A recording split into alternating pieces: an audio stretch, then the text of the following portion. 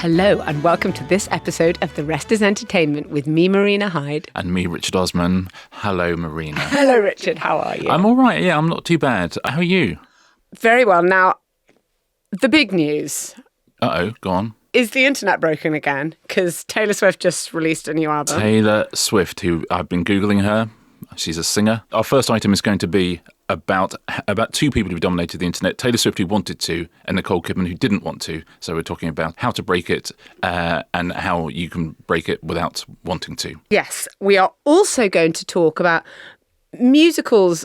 Some people think musicals are becoming completely unviable on Broadway. That has a big blowback onto our West End. So we're going to look at the trends in Theatreland. Trends in Theatreland, But we're also yes, going to please. talk about live experiences, which are only on the up. And I've got lots of theories as to why, and I know you have too. Yeah, exactly. Theatre's essentially made so much money from musicals over the last 50 years, but only 3 since the pandemic have made a profit on Broadway. And we're also going to talk about... Oh, this will be fun. You're going to talk about, I'm going to listen. I've got a tight 4 days on Mel Gibson. He has started filming The Resurrection of the Christ, the long-awaited follow-up to The Passion of the Christ from more than 2 decades ago.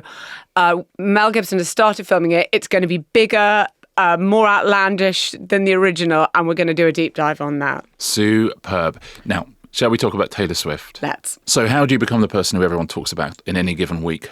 Taylor Swift and Nicole Kidman have managed it this week. Taylor Swift's new album came out on Friday, The Life of a Showgirl. I'm going to come off the fence and saying I think it's amazing.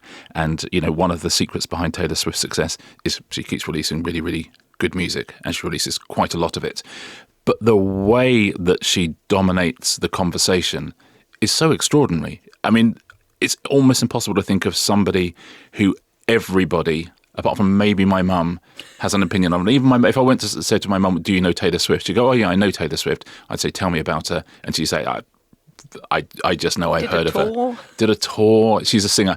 I think she's a singer. This album is, I think it's rather wonderful. She's gone back to Max Martin. He's written the second most amount of US number ones of anyone in history, behind Paul McCartney. Paul McCartney. Yeah, but listen. There's still time. And I'm sure I've recommended this before, but The Song Machine Inside the Hit Factory is an amazing book which is all about Max Martin and Dennis Pop and that generation of Swedish writers and who discovered Ace of Base and all that. It's a really good kind of oral history of all of that stuff if you are interested. Now, Max Martin is the great unsung, it's not even unsung these days, the great unsung songwriter of the last 30 years. Like so many incredible songwriters, he's Swedish. He can knock out. He did lots of Backstreet Boys stuff. He's done lots of Britney, and he did 3 albums with her. He did, and Shellback, who was his slightly younger collaborator. So together they did Red. They did 1989. They did Reputation, which were her big pop albums. So she come from being a country star. She wants to be a pop star. Calls on Max Martin. They knock out those albums. Since then, she's done a few slightly more tortured albums, a bit more kind of introspective, a bit more indie. And now, I think while she was on the tour last year, so while everyone, again, this is the secret, while everyone's saying, God, isn't it amazing the money she's making on this tour and the publicity she's getting? She's going, yeah, but by the way, I'm also like going to Sweden to record this incredible album. I've also written a load of songs and I'm now going to record them. So the second this finishes, I've got something else to come out. And that's how you dominate, I think. But this album is absolutely wonderful. Have you spent any time listening to it? I have listened to it. I have listened to it. Yes, I don't think it's as good as those earlier ones, no. But I find it so fascinating. I mean, it's almost, I have to say that lyrically, she always delivers. Some of the music I wasn't so crazy about, but I have to say that it's I don't want to say it's bigger than music, because what should be bigger than music or art or anything, but as a concept, the her of it all is so fascinating to me. I think now. things can be bigger than music. Yeah, I things suppose can be bigger than TV. Yeah. Yes, I mean, she's such a phenomenon now. I think of her now as someone who's created their own universe where there are all these interconnecting pieces of folklore and Easter eggs and like a hyper engaged fandom. And I realised actually when I was listening to it that the thing she reminded me most of, actually the only other entertainment property she's remotely like, is Harry Potter. It's this, but you know what I mean? It's this huge thing with hyper engaged fans. So lots of stuff where you're trying to read into things and see what might come next. The idea of people making their own stuff and kind of fanning out for it in this huge kind of diaspora of fandom. And I think of her as something like that, even though she is a single person, which is quite difficult. But well, funnily enough, if you think about the singularity of this album, and by the way, lots of people don't like Taylor Swift's music, so listen, that's absolutely fine. I do like it, but it is definitely not for everyone. But I do think she's interesting to talk about. And one of the main things she's interesting to talk about is that album. Really, it's like any album would have been in 1975 or 1981. It's 12 tracks. Yes. You know, on the vinyl, it's 6 tracks on each side. So this is what we've been dealing with for almost the whole of music history. It's just, all it is 12 songs. Well, the last one was incredibly long. Yes, I mean, she did that. But to take that and to branch that out into dominating culture. So the movie, which released in cinemas over the weekend and blew every single traditional Hollywood movie absolutely out of the park, and people are, you know, paying to go and see that. As you say, she puts all sort of cryptic things into her songs. Is actually romantic about Charli XCX? I ask you. I think it is, but I could be wrong. Well, that's interesting, isn't it? Is she someone who bestrides literally everything? Can she punch down? She's threaded that needle very carefully before. This is too crass to say she's sort of presented a victim narrative, but she has always felt really relatable, and like bad things happen to her, even though she's the most famous person in the world and the least relatable in lots of ways. Having a go at Charli XCX, does it still feel like I wonder if she can punch down in that way? So she's in a position there. She was with Travis Kelce. She's doing that big Eras tour, which was absolutely massive. And she says, I was just in a great place and I wanted to make a big pop album. That's the thing that I wanted to do. She wants to make a representation of who she is at any given time, which is why the Max Martin thing is fascinating. So Max Martin, because he's Swedish, he always said, like, I grew up listening to American music, but I didn't know what the words were, so I just heard the sounds of the words, and that's always, hit me baby one more time. That's Max Martin, because he didn't know that didn't mean ring me up again. He just thought it sounded good.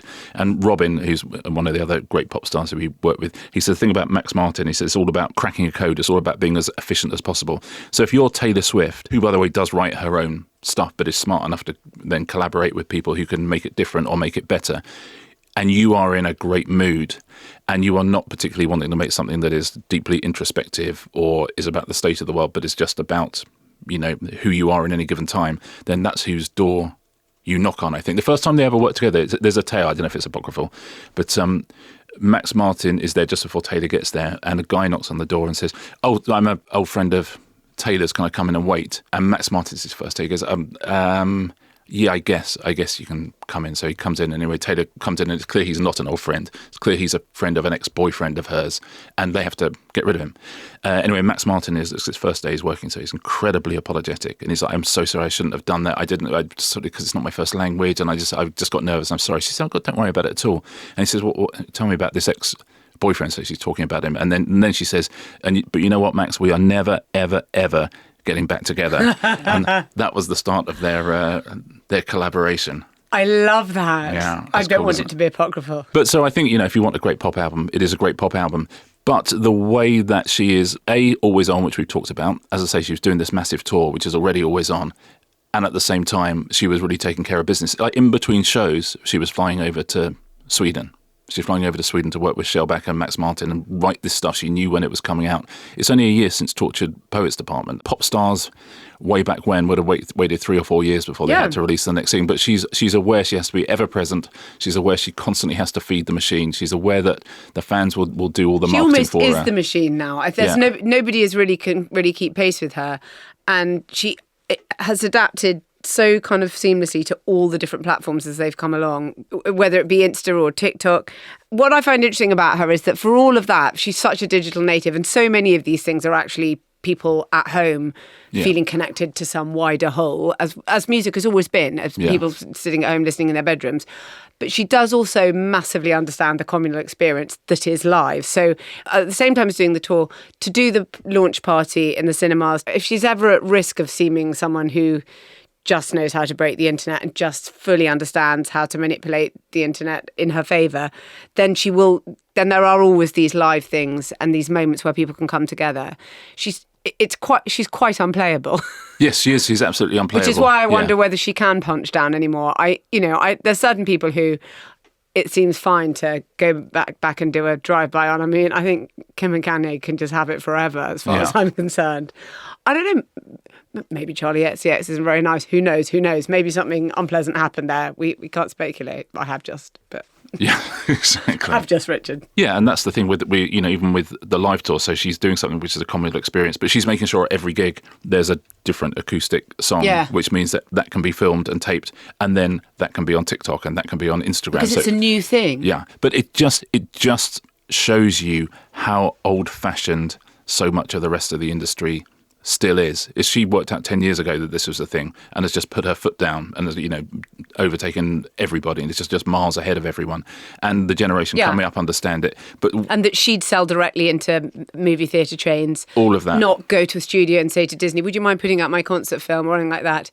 All of that, she's eliminated lots of people from the supply chain. But talking about old school, Nicole Kidman has also been in the papers this week. So she's divorced from her partner, Keith Urban, which is a very sad story. But it seems to have been on the front page of everything, if we still have front pages It's really interesting. Anymore. And I'm interested as to why, because it hasn't imploded in some kind of dramatic way, like he's been pictured with, someone completely different. Yeah. And there's some great big dramatic gotcha. There's no cheating. There's none of who knows, but there's not some sort of gotcha Publicly. moment. And it's really interesting if you look how obsessed people are. I think what she represents in the sort of culture, there is something very mysterious about her, even though she is very much always on. I mean, she works unbelievably hard. She does things back to back all the time, which is driven in quite an odd way. But she's had in many ways a really sad time of it, because she's estranged from those two children that she adopted with Tom Cruise, which is desperately sad. And that relationship will always echo down the years for her, because I think people feel that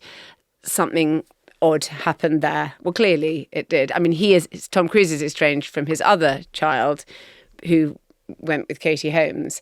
And so I suppose people thought she had her happy ending with Keith Urban. But what I will say about all of this, never mind speculating on it, is that it's so interesting. Yet again, we're talking about like how people report this and the way it's covered. I mean, the sheer number of like body language experts and whatever I've seen crawl out of the woodwork this week to discuss it all. OSINT, open source intelligence. Okay. I do not know OSINT. You know what OSINT? But OSINT is open source intelligence. So there are people like Bellingcat who look at things and think, now how can we prove that the Russians brought down that Malaysian Airlines plane? And there are people who will go through all these publicly available things, and they manage to prove extraordinary things, and they're really kind of pioneering. And they find war criminals because they did like one public photo and there's a bit of graffiti in the back and they discover exactly where that was. Like an army of investigative journalists. But half the people who now obsessively follow showbiz, and I'm talking about people who follow Taylor Swift, people who follow these stories, basically work in OSINT, okay? Instead of saying, now, how can we prove the Russians down that plane? They're like, now, how can we discover when Keith stopped wearing his wedding ring? Let's go back into all these... I believe that MI6 should recruit this wine time army, this army of people. If only they could be harnessed in the national interest. Or the other way around.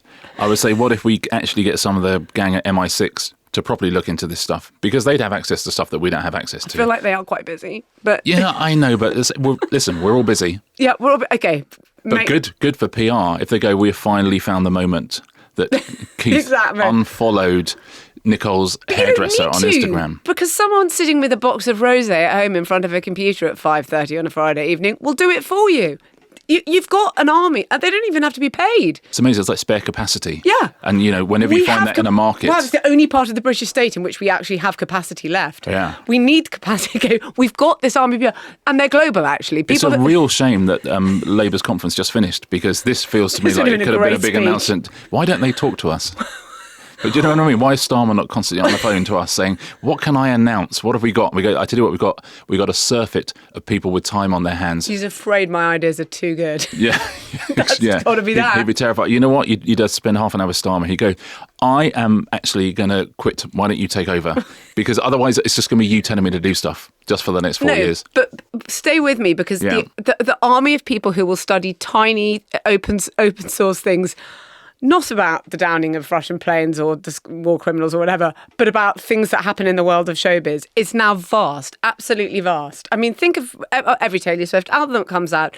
Within hours, people have unpicked every reference. They've got like timelines. They've got everything. It's extraordinary. Actually, that's something I noticed on the morning that it come out. These incredibly detailed timelines of the feud, or where they think the genesis of a feud between Taylor and Charli XCX have already been unravelled by people, by fans, I should say, and in Reddit threads and things like that. God, it's enormously impressive, isn't it?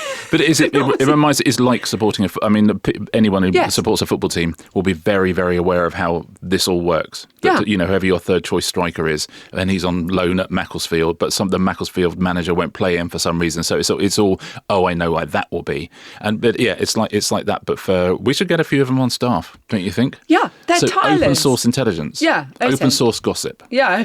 Oscos. Oscos, oh my love God. it. Oh my God. Open source gossip. Oscos.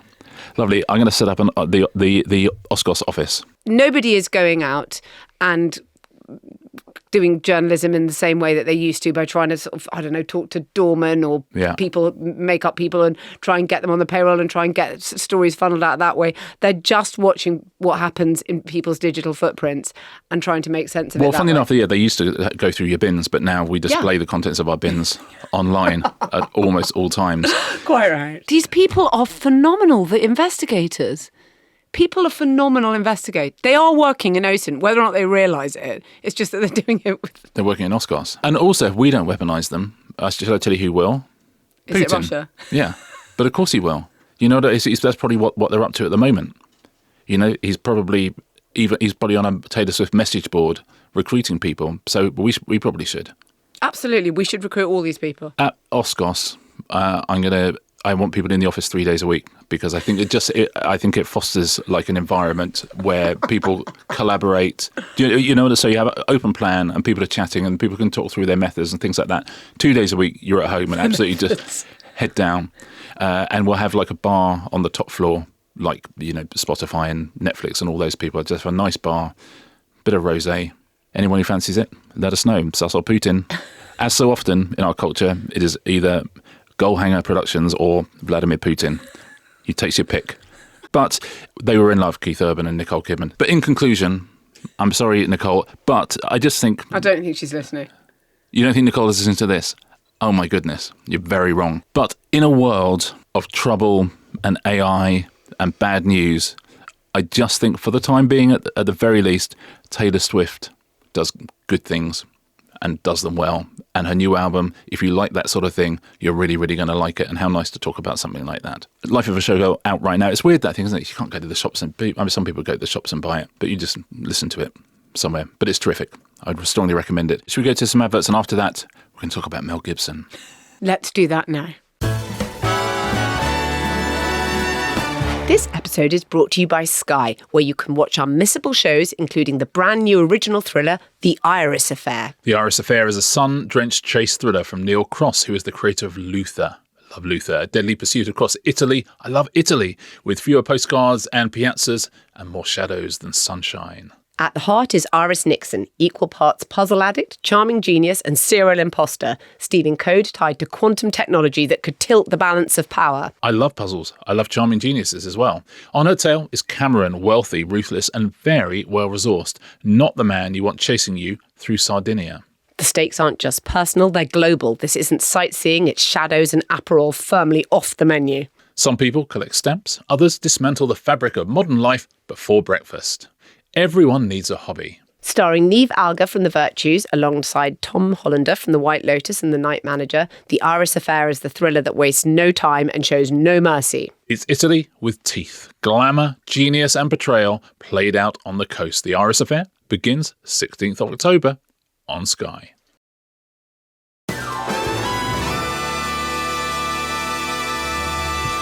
Welcome back, everyone. Before we talk about Mel Gibson, exciting bonus episode news. We have a free bonus episode this week. We had to make it free, so it's for members, but also for non-members as well. If I tell you when it's coming out, you might guess what it's about.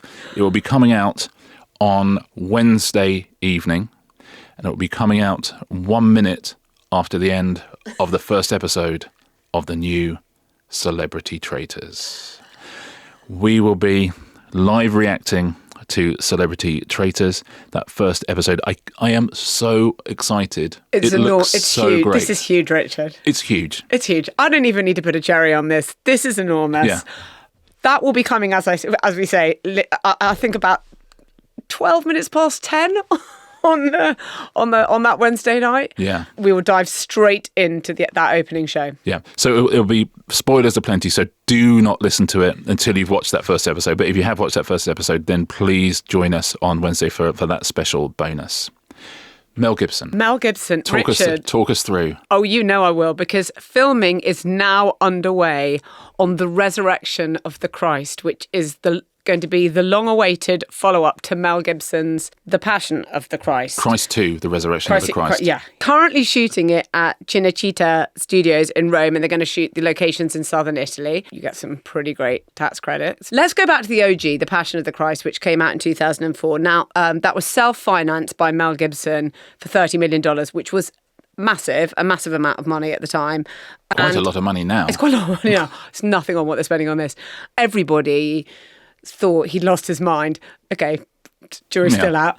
Everyone thought he'd lost his mind because he was doing it in Aramaic, Hebrew and Latin, and they just thought Mel has completely lost his mind and he's self-financing. It became the highest grossing indie film of all time. It took 600 million worldwide in cinemas, which is 20 years ago is absolutely enormous. For a long time, it was the highest grossing R-rated film. And R-rated is sort of our equivalent of a 15. A lot of people thought it was anti-Semitic, and Frank Rich, who was at the time the sort of big, the New York Times critics, brought up the fact that Mel Gibson's father was a Holocaust denier. Mel Gibson's quote about that was, "I want to kill him. I want his intestines on a stick. I want to kill his dog." Frank Rich or his dad? Frank Rich. Oh, okay. No, Hutton Gibson, I think Mel always revered. Well, so far, so Jesus. So he wanted his intestines on a stick. So when you hear that quote, you're probably thinking to yourself, how to put this, is Mel quite well? And the answer, Richard, as we discovered alongside the Pacific Coast Highway two years later, was, I don't know. I mean, not to clinicalise it, because he said some stuff and I don't know if it is a medical condition. Bear in mind his wife, he always said, really cheerfully in interviews, "It's so sad, my wife's so wonderful, but no, I do believe she's going to hell because she's an Episcopalian." Wow. Yeah, that's anyway, a vow. the day after that incident, they separated, and I think he felt very sort of judged, even in his own church, because he's got his own church. Has he? He's got his own church up in the hills in Malibu, which, although he lost his house in the recent past, he didn't lose the church. The last time they looked, this church had $42 million worth of assets. I wouldn't say he immediately got himself back on an even keel, but you know what? Eventually, Mel Gibson did enough to redeem himself in that. I don't know quite what. Yeah, what? What did he do? So unclear. He got sober. He did some light sozzing. I don't think he was very sorry. Yeah. I think that people tried to get him back into work. Jodie Foster, who is in Maverick she put him in a film where he played a depressed alcoholic. Too much of a leap for audiences, didn't do well. He directed Hacksaw Ridge. He got a Best Director Oscar nomination for that. Oh, sorry, everyone can do everything now. Yeah. Yeah, he settled with his wife. I think that was the biggest divorce in Hollywood history at the time. Oh, with his wife no, I think that was regarded He'd as... settled with his wife. Yeah, I think that was fact to be on repair. So what do we know about this film? Because, I mean, it's slightly nuts that he's doing... It's not really nuts because the first one made a lot of money. Can I say my absolute favourite thing about this new film, which genuinely I think is amazing? So he split it into two parts. Oh, yeah, of course. Right. And that's... It's a Resurrection of the Christ. It's split into two parts. And the first part is being released on Good Friday. Yeah. This is 2027. Then the next part is being released 40 days later on Ascension Day. Well, you know the story. That feels like good marketing, right? He's writing it with his brother and someone called Randall Wallace.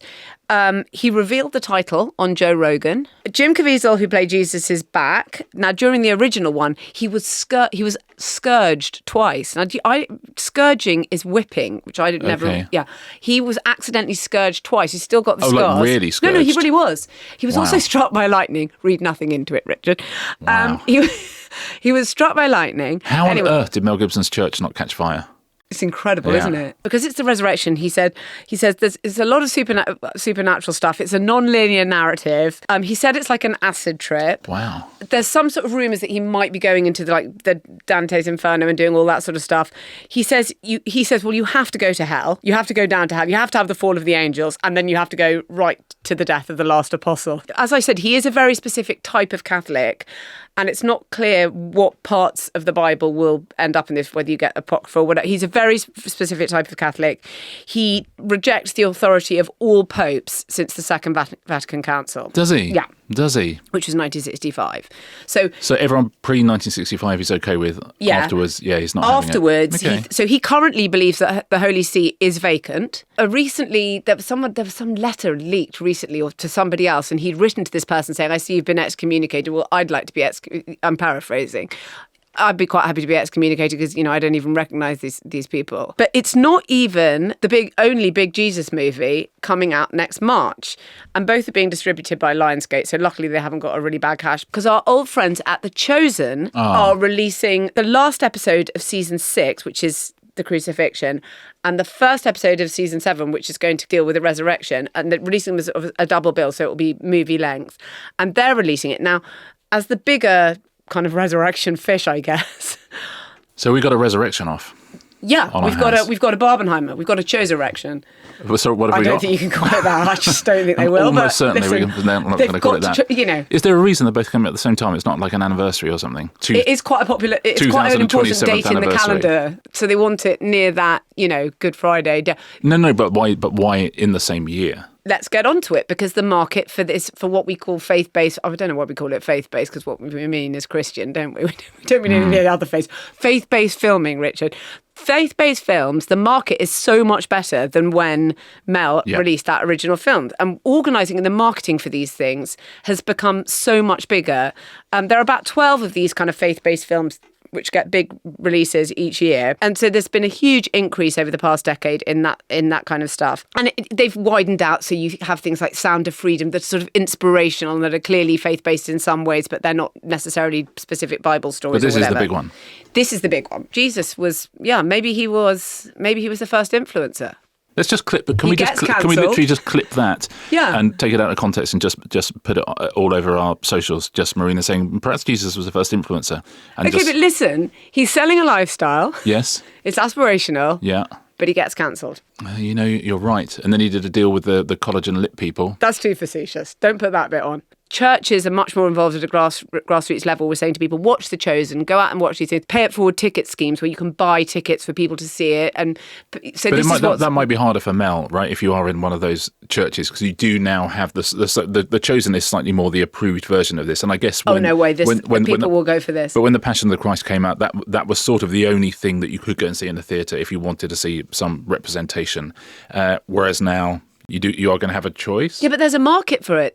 You'll have a choice, but you'll do both. He will do a publicity tour, which will be of interest. And any chance of him imploding between now and then? He's sort of pre-imploded. There's always a chance. But he's kind of already, it's like, it's built in. We could go again. Actually, somebody told me, who's actually listened to this podcast, so I'm so sorry, but somebody, a well-known figure in LA was having a British person was having thinking they were going to have a relapse, and then said, I've just got to call my sponsor.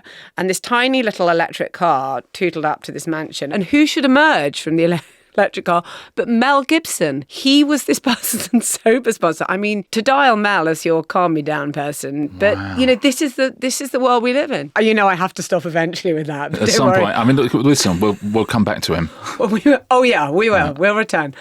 Now, can we talk about musicals and live events? Andrew Lloyd Webber says Broadway isn't a business anymore. Yeah, literally everyone is saying you can't make any money making musicals on Broadway. And musicals have traditionally been the way that theatres have made, they make billions. And if you have a hit musical, I mean, you never have to work again. All you got to do is look at Tim Rice's House, and you know what musicals can do. I keep trying to, but I'm being moved on all the time. Exactly. Yeah, I can't. I look like I'm peeking over the wall. Since the pandemic, been 46 new musicals have opened on Broadway. 3 of them have made a profit. 43 out of 46 have failed. Okay, but some of those are taking $1 million a week now, and they will eventually recoup. But that's how much money that's how much money is going across the tills, and the fact that they still haven't broken even at all is extraordinary. They cost so much more than they used to cost. I was looking at something about 10 years ago, Something Rotten, which was a big musical on Broadway. That cost $14 million, which, I mean, that sounds like a lot of money. And a very similar musical in terms of your cast members and so on, Death Becomes Her, which opened last year, $31.5 million. In terms of cast, in terms of materials and all of these things, I mean, they are incredibly expensive. If you want to put on a play, and by the way, plays are doing okay on Broadway, sometimes you've got 3 or 4 actors. It sort of might have already been written. You want to put on a musical, usually you'll have a big cast, a big ensemble cast, a big chorus, you will have an orchestra. It's enormously costly. The sets are enormously costly. The materials are very expensive, but the unionisation, some would say prohibitive cost. We don't have that same unionisation. It's very odd. American show business, we always discuss, is incredibly unionised, and it makes it very, very expensive, which is why, to a large extent, people have gone to make things elsewhere, which is part of the reason why Trump's talking about his tariffs or whatever. It becomes very, very expensive under their labour rules. Yeah, but mainly what's happening is people are still going to musicals, but they're going to musicals that they've already seen, and they're going to legacy musicals. Because Hamilton is rammed every night. Wicked is rammed every night. So is Mamma Mia. Hamilton, they just put the price of their most expensive ticket, used to be $1,200 for one ticket.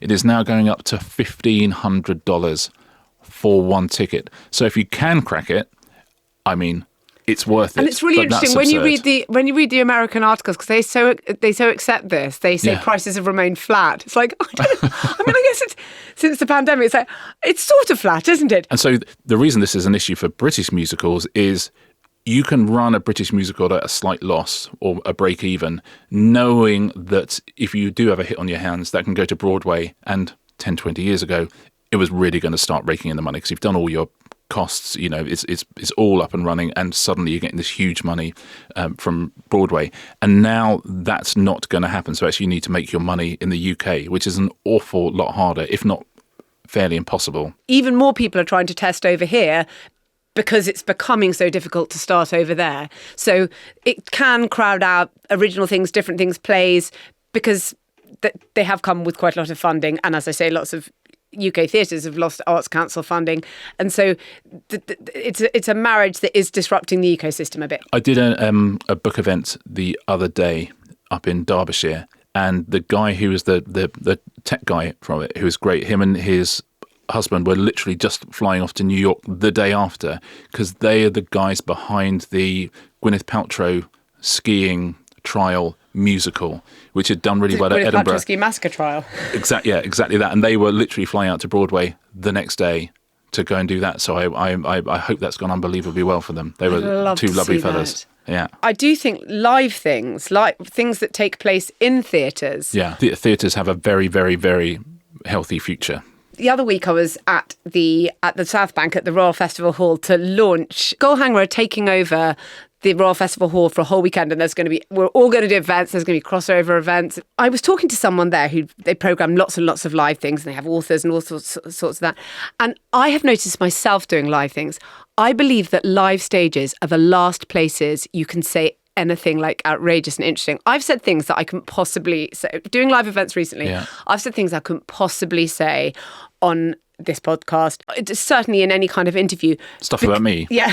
It's like you're in a club, and it's like a place where celebrities can't say things in interviews for fear of them being clipped. I mean, you really can't anymore. You talk to anyone, you talk to Radio Times, you talk to anyone. And you just, if people think interviews are boring, it's because you just can't say. There's no point saying anything. I mean, you could say stuff, but then you've got like a week of people saying, "Yeah, didn't you say this? Didn't you say that?" He said, "Well, no." I sort of said, someone said something. I kind of nodded. I'm not even going to say where this was because otherwise, like, reporters will be sent to sit in this live event last year. But Tony, who runs Goalhanger, told me something quite extraordinary that was revealed on the stage recently.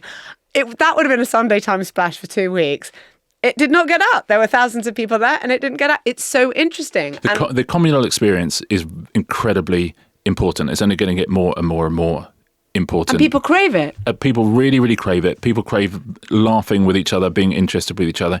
It's one of the fascinating things in theatres now is the amount of shows which are just somebody, like a professor or someone from the television, just talking or doing an interview. I've got a big old list. All these people are out on tour. So these are not stand-ups. Okay, so these are not plays. These are not anything like that. This is a whole new industry. We talk a bit about podcasts doing live shows, but this is people just going out there and doing interviews, often to promote a book or whatever it is. But theatres up and down the country, selling out 1,000, 1,500, 2,000 seater venues. Michael Portillo, Stuart Broad, Harry Redknapp, Davina McCall, Sandy Toksvig, Tony Robinson, Jonathan Agnew, Richard Coles, Rory Bremner, Dawn French, Harry Enfield, Jacinda Ardern, fair enough, Gareth Southgate, Mary Beard, Nigella Lawson, Miriam Margolyes, Nigel Planer, Freddie Flintoff, Mark Ronson, Francis Rossi, Grayson Perry doing 22 nights. So everywhere you Kerry Katona go and Jordan now, are doing one as well. They're doing a double. That's Absolute watchable. chaos. I've been following that. All of these places up and down the country, and this is a fairly new industry. There's always been the odd thing like Question of Sport would go out on tour, or you'd have the odd interview thing, but this is the industrialized version of that. People going on these big tours, and they are incredibly popular. They sell out wherever they go. The fascinating thing about them is there's a really interesting. This is a complete sidebar, and I don't have an answer to this. I just mention it that you talk to if a stand-up plays a 2,000 seater venue, a stand-up knows exactly what you get paid. They know those numbers. If you are an author or a television academic or something like that, you have always done events, but you've done them at literary festivals or you've done them to launch books and you don't get paid anything. I was talking to a stand-up yesterday. You're like a child with no frame of reference. Yeah, exactly. Well, because you do an event because you want to talk to readers, or and it's nice. It's symbiotic. You'll get an independent bookshop out the front selling books, and so everyone's a winner. But I was talking to a stand-up the other day. He was at a theatre talking to someone like a TV person, and the TV person said, "No, it's amazing because they're giving me X pounds to do this. It's great because normally I would do it for free." And the stand-up said the number that they said was 1/10 of what they should be getting paid for selling out that theatre. Okay, literally 1/10. And because they're used to not being paid at all, so they don't understand. Well, publishing doesn't run this, does it? Because other people have inserted themselves into that particular, I suppose, promoter role or tour organiser. Yeah. And I mean, I can't do a full sidebar on the way publishing has been run over decades, but it's interesting that they have allowed that to happen, and they've allowed it to happen to their authors when, as you say, the book buying streams are not drying up, but they're certainly depleting. There's a weird Wild West out there, because I don't think theatres... As I always say, somebody is making money, and if it isn't talent, as it were, but I would say that's intriguing. Recommendations? This is obvious, but I loved One Battle After Another. Oh, did you? Yeah, which is 100% a film to see in cinemas. The sound was so important, but also the way it's shot in VistaVision. It's so beautiful. It's about it's very funny. It's about lots of big ideas, but it is also about a sort of big film about things that are happening now in America. And it's obviously only become more current since Paul Thomas Anderson, the director, came up with it. It's quite unusual in some ways to see films that are about things that are happening now in some ways. Isn't it? I finally managed to see Spinal Tap 2, which seems to be on a very, very small amount of cinemas. And I will just say this, over the closing credits is, I think, might be my favourite joke in cinema history. There's just a one-liner from David St. Hubbins, which we were both sitting there and just absolutely guffawed. Just an amazingly stupid joke. So I recommend that. But I also, just because we mustn't forget things just because they're old, there's a new series of Grand Designs, and it remains absolutely peerless television, and Kevin MacLeod remains an absolutely peerless presenter, and that production team are peerless in what they do as well. So Grand Designs, is back and strongly recommended. Don't forget, we got that Celebrity Traitors bonus episode coming up directly after the first episode on Wednesday, where we'll be chatting about our reactions to that episode. Q&A episode on Thursday as well. So we'll see everyone either on Wednesday or Thursday. Wednesday or Thursday. Bye-bye.